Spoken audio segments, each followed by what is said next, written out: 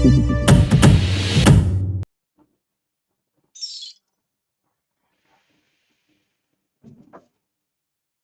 देश है, गणतंत्र है। समस्याओं को इस देश में झाड़ फूंक टोना टोटका से हल किया जाता है। गणतंत्र जब कुछ चरमराने लगता है तो गुनिया बताते हैं कि राष्ट्रपति की बग्गी के कील कांटे में कुछ गड़बड़ आ गई है। राष्ट्रपति की बग्गी की मरम्मत कर दी जाती है और गणतंत्र ठीक चलने लगता है। सारी समस्याएं मुहावरों और अपीलों से सुलझ जाती हैं।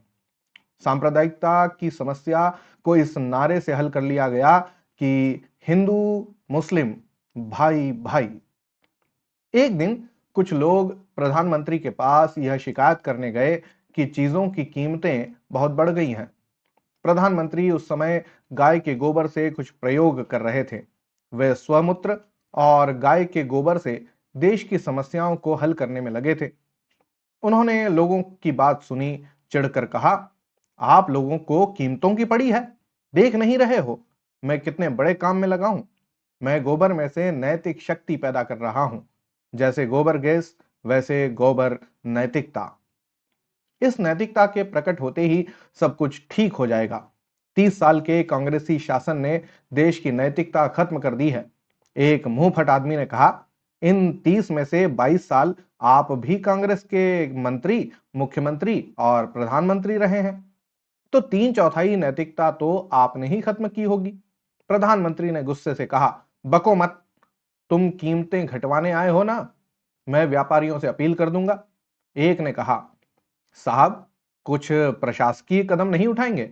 दूसरे ने कहा, साहब कुछ अर्थशास्त्र के भी नियम होते हैं। प्रधानमंत्री ने कहा, मेरा विश्वास न अर्थशास्त्र में है न प्रशासकीय कार्यवाही में।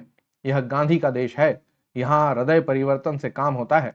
मैं अपील से उनके दिलों में लोभ की जगह त्याग फिट कर दूंगा। मैं सर्जरी भी जानता हूं। रेडियो से प्रधानमंत्री ने व्यापारियों से अपील कर दी। व्यापारियों को नैतिकता का पालन करना चाहिए।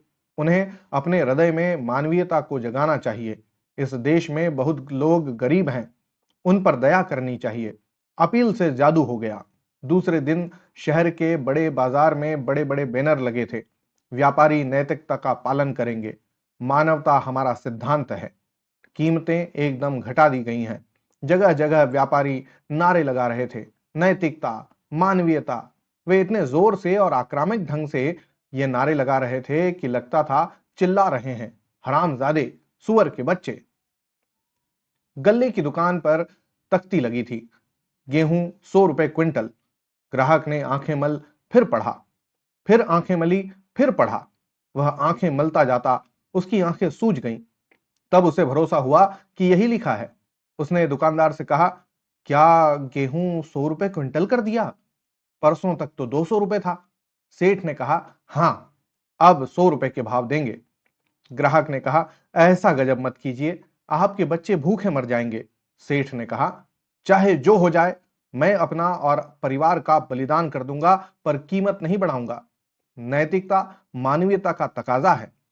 ग्राहक गिड़गिड़ाने लगा, सेठ जी मेरी लाज रख लो, 200 ही पर दे दो। मैं पत्नी से 200 के हिसाब से लेकर आया हूं, 100 के भाव से ले जाऊंगा तो वह समझेगी मैंने पैसे उड़ा दिए और गेहूं चुरा कर लाया हूं। सेठ ने कहा, मैं किसी भी तरह 100 से ऊपर नहीं बढ़ाऊंगा, लेना हो तो लो वरना भूखों मरो। दूसरा ग्राहक आया, वह अक्खड़ था। उसने कहा, ए सेठ, यह क्या अंधेर मचा रखा है, भाव बढ़ाओ वरना ठीक कर दिए जाओगे। सेठ ने जवाब दिया, मैं धमकी से डरने वाला नहीं हूं, तुम मुझे काट डालो पर मैं भाव नहीं बढ़ाऊंगा। नैतिकता, मानवीयता भी कोई चीज है। एक गरीब आदमी झोला लिए दुकान के सामने खड़ा था। दुकानदार आया और उसे गले लगाने लगा। गरीब आदमी डर से चिल्लाया, अरे मार डाला, ए बचाओ, बचाओ। सेठ ने कहा, तू इतना डरता क्यों है? गरीब बोला, तुम मुझे दबोच जो रहे हो, मैंने तुम्हारा क्या बिगाड़ा है? सेठ ने कहा, अरे भाई मैं तो तुमसे प्यार कर रहा हूं। प्रधानमंत्री ने मानवीयता की अपील की है ना। एक दुकान पर ढेर सारे चाय के पैकेट रखे थे।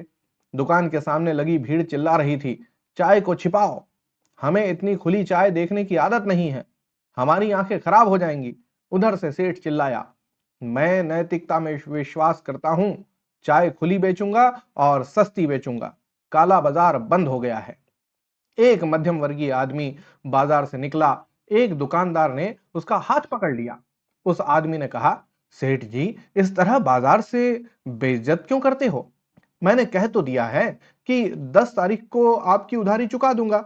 सेठ ने कहा, अरे भैया, पैसे कौन मांगता है? जब मर्जी हो दे देना। चलो, दुकान पर चलो, कुछ शक्कर लेते जाओ, 2 रुपए किलो।